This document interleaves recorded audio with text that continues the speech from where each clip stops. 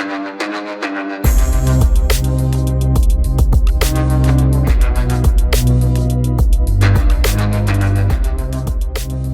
hey there, and thanks for stopping in to Nite Shift's video. My name is James, and today I have a movie review for all of us. So, tonight was an interesting night because it was a co-host pick, but my co-host, as you can see, is not here. So it's a co-host pick that I'm reviewing on my own, which makes it a little bit different of a night. So tonight's selection was from one of my wonderful regular co-hosts, Cody, and Cody chose the 2019 movie Depraved. Now, Depraved is an American horror film. It is written and directed by Larry Fessenden, and it stars David Call and Joshua Leonard. It is a modern version of Mary Shelley's Frankenstein. And so what's interesting about that is Cody and I actually had a discussion not that long ago about things that he would want to see resurrected or redone. And one of his things was, hey, wouldn't it be cool if there was a new Frankenstein movie? I'm like, yeah, that'd be cool. Well, we got one in 2019, and we decided to watch it tonight. Well, Cody decided to make us watch it tonight. And you know what? Before I get into anything else, let's just go ahead and read the back of the box. A disillusioned field surgeon suffering from PTSD makes a man out of body parts and brings him to life in a Brooklyn loft. That's pretty much all there is to it. To Depraved. All right, we're back, and I have my thoughts on Depraved. So there wasn't a lot, really, I'm going to be honest. On IMDb, zero trivia for this movie. Nothing whatsoever. So I do know that the writer and director, Larry Fessenden, he was a producer on a couple movies that I really, really like. So he was a producer on Ty West's House of the Devil, and he was also a producer on another Ty West movie called The Innkeepers, which was kind of Ty West's first two feature films. And if you've listened to the podcast very much, you probably know that I really like Ty West. I think he's very talented. I love pretty much all of his movies. I think that he did a really cool thing with the arc of his horror films. And then unfortunately, we just haven't seen any more horror from him in a few years. So the fact that this guy helped produce those, Larry Fessenden, had me interested. Also, this movie kind of ranks fairly well on like Rotten Tomatoes and like most places where there are reviews. It has a decent star rating or whatever, system that they use. My problem with this movie is that it's pretty borderline horror. And that seems weird to say considering that it's Frankenstein. But while there is some like surgical body horror things that happen with like piecing him together and like him finding body parts in the freezer and all of this stuff, it's not that scary. It's no scarier than an episode of Dexter, and it's no scarier than maybe an episode of like Criminal Minds, which those things can be really scary sometimes. In fact, I would say that there are probably episodes of Criminal Minds that are scarier than this movie was. So that kind of hurts it in my eyes in a way. The general gist of it is it's a modern retelling of Mary Shelley's Frankenstein, exactly what it says on the box. That's what it is. And this guy who was a field medic in a war, I'm assuming a war in the Middle East, they hint at it being in the Middle East, and it's a more modern war. he basically figures out a way to kind of bring people back from the dead, but he really struggles with keeping them back. And so a college buddy of his is working for a pharmaceutical company who has this kind of wonder drug. And it's like, hey, if you incorporate this into the stuff you're already doing, potentially, maybe you could make life, essentially, from death. And it works. They finally get it to work on this guy that they patchwork together, and then you find out that like they actually kind of killed a guy to get a fresh brain, because that was the problem with obtaining. They were able to get everything else, but getting like a fresh brain that might actually work with this drug was very difficult. So they actually end up basically killing a guy just to take his brain, plop him in the Frankenstein monster, and bada bing, bada boom, we have a live Frankenstein. So the problem with the setup, there's no problem with the setup, but the problem with the movie comes after the setup. The setup's fine. It's great. The first act as an act is good. The problem is that the second act is slow as hell, and it has more to say about like parenthood and raising a child and the pseudo father-son relationship between the doctor and this Frankenstein monster than it does have to say about a horror like Frankenstein story. And that's a bummer. Like there was so much going on, and I had my hopes up, and I thought we were gonna. I don't want to say every horror movie I watch needs blood and gore and action, because that's not true. We just did a review on The Lighthouse, which I loved.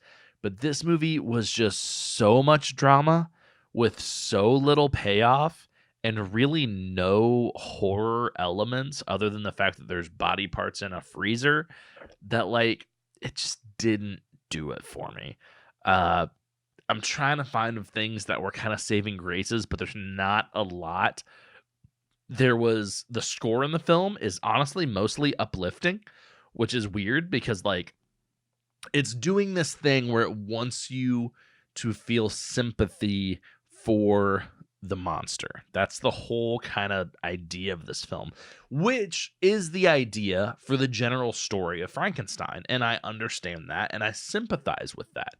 The problem is we never really see this guy actually becoming a monster as much as we see him kind of doing justice. We see him make a big mistake where he kills a girl that he meets in a bar, and it's very unfortunate and it's sad, but we didn't have enough time with that character to really give two shits about her.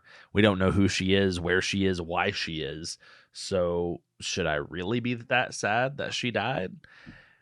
And I feel like that's kind of the problem with the entire movie, is that you never really feel anything good for any character in the movie except for the monster, but then we never see the monster just be a fucking monster.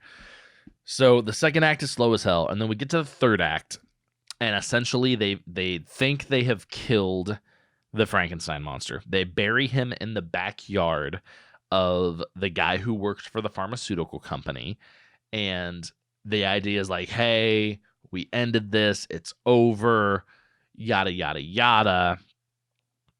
But then they like find a reason to get all the characters to stay in that house, even though the doctor, who actually we find out is Frankenstein, his name is Dr. Henry Frankenstein, and they even make like kind of a joke about, you're Henry, you're not Victor. And like I really liked that. That was cool. That was a cool like kind of nod to the source material, and that was really rad, and I liked that a lot.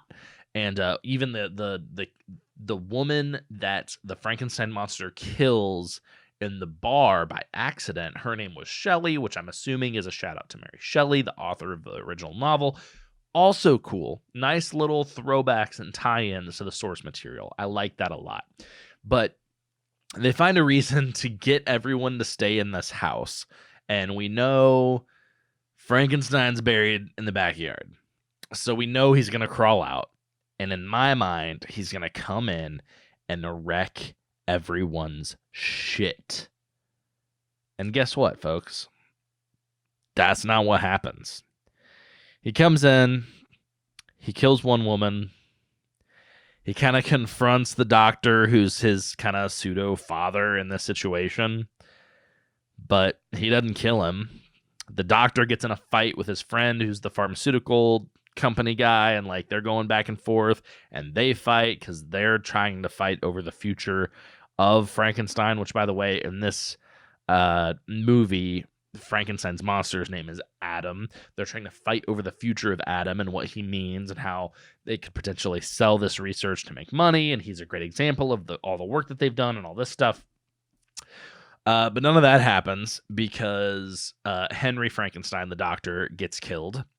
And of course, that's when we see Adam Frankenstein, Frankenstein's monster, whatever the hell we're calling this dude at this point. That's when he really breaks. Like, he was pissed that he got buried alive and had to crawl his way out, so he killed Henry's girlfriend. But this is where he breaks, which is exactly what should happen. When Frankenstein finds out that when Frankenstein's monster finds out that Victor Frankenstein, the doctor, his father, his creator, the person who gave him life and raised him, has been killed, that's when he loses his mind and becomes a monster. But, again, it does not happen in this film.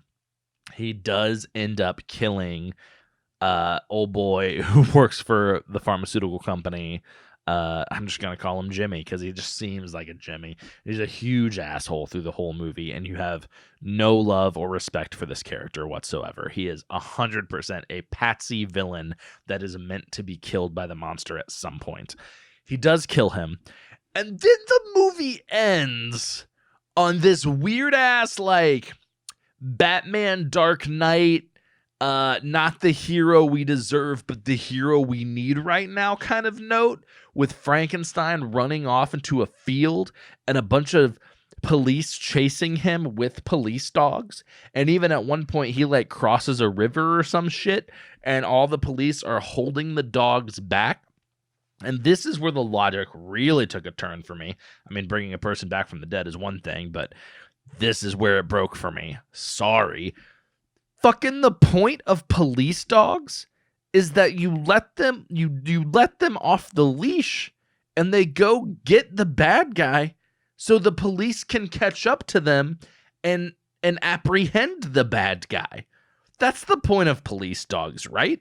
They're able to track them with their senses, and once they find them, you let them go. But no. Apparently dogs can't swim in this movie, and like Frankenstein's monster Adam jumps this like fairly small river/creek and is just free to go because all the cops are holding the dogs back like, oh no, we can't go that way. And so it just ends on this weirdest note. And it even has like a monologue from Adam, Frankenstein's monster, like going over this footage of him running away from these police dogs in the field. And I'm just like, what the fuck?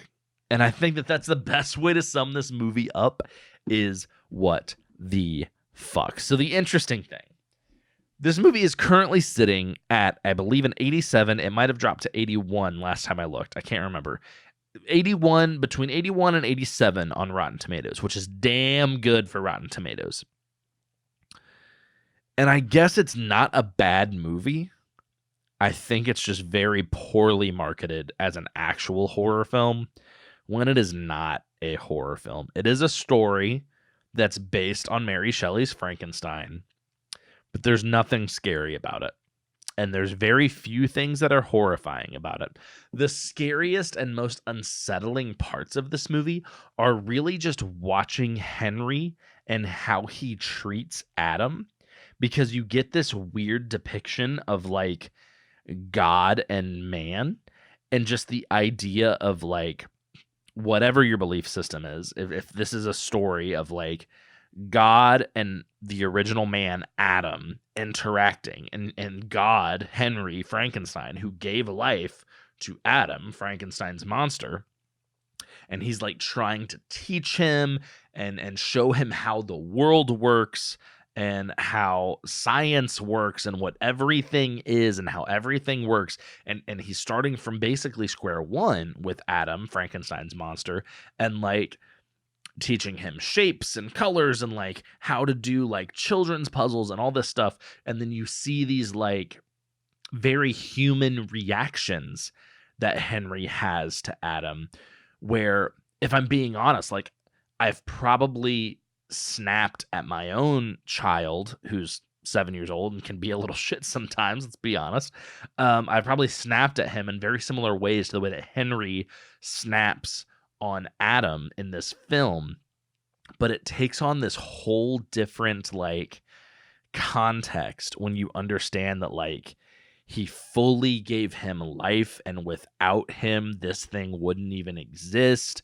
And just like he doesn't take Adam, Frankenstein's monster, doesn't take the appearance of a child in this movie. Even if his brain is that of a child, he takes the appearance of a grown-ass man. And so to see a grown-ass man treat another grown-ass man this way, and like the way that Henry and his partner have these discussions over the future of Adam and how Adam needs to be raised, Adam being Frankenstein's monster, it almost becomes more of a commentary about parenting and different styles of parenting than it does actually being about the monster and Frankenstein being a monster and being a creation and being able to like wreck shit. Like, I just wish I would have gotten a few more scenes with just Adam fucking tearing shit up, but we just never got it at all. He never really goes off the chain. He never really attacks anybody. So as a film, it's probably a decent film, but I'm going to say with us here at the Night Shift really focusing on horror and scary movies, it's going to get a thumbs down for me. I don't think that it was that fun. It is available to stream on Hulu, so I guess if you have a subscription, like, go ahead. But like, with it being rated in like mid to high 90s on Rotten Tomatoes, I'm like, it's not that good. So I'm gonna give it a thumbs down. I'm gonna put it at like a 45% on the Nuggetometer. Cody did watch this with me, and I did get his score before he left. He also says thumbs down, and he said a 20% on the Nuggetometer. So that's pretty much where we're at. You're looking at about a 35% average between the two of us. Honestly, as a film, it's not that bad.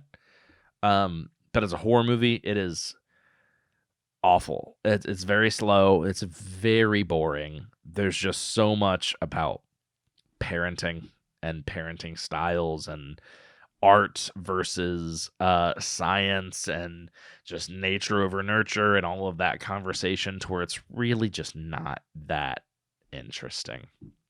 It talks itself in a lot of circles, and it's really unfortunate.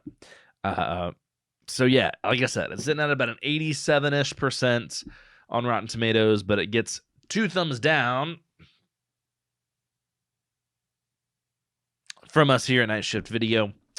And like I said, average between me and Cody, you're probably looking at about a 30 to 35% on our Nuggetometer. All right, well, that about does it for me today here at Night Shift Video. This is James, and I'm just saying, thanks for stopping in.